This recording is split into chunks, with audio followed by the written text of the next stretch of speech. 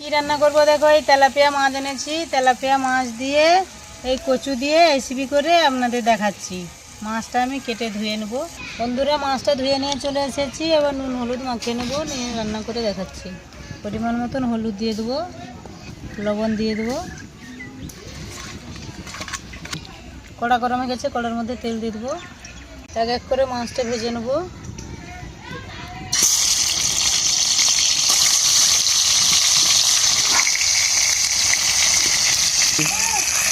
মাছটা ভেজে নিয়েছি, এবার তুলে নেব।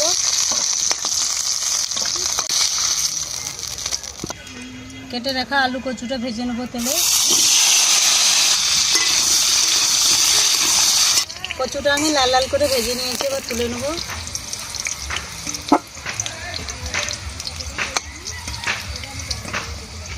একই তেলে রান্না করছি। শুকনো লঙ্কা ফোড়নে দিচ্ছি, তেজপাতা দিচ্ছি, পেঁয়াজ কুচি দিয়ে দিচ্ছি, পরিমাণ মতন হলুদ দিচ্ছি, স্বাদ মতন লবণ দিচ্ছি,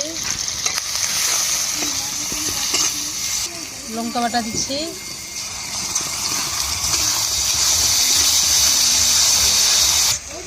বন্ধুরা, মশলা থেকে তেল ছেড়ে গেছে, এবার জল দিয়ে দেবো। এবার ভেজে রাখা আলু আর কচুটা দিয়ে দেবো।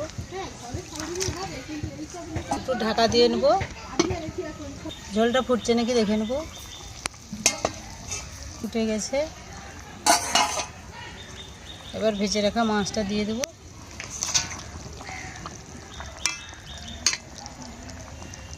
একটু ফুটিয়ে নেব। তরকারিটা হয়েছে নাকি দেখে নেব। হয়ে গেছে, উপর দিয়ে একটু জিরা ধনের গুঁড়ো দিয়ে দেবো। এবার ঢেলে নেব।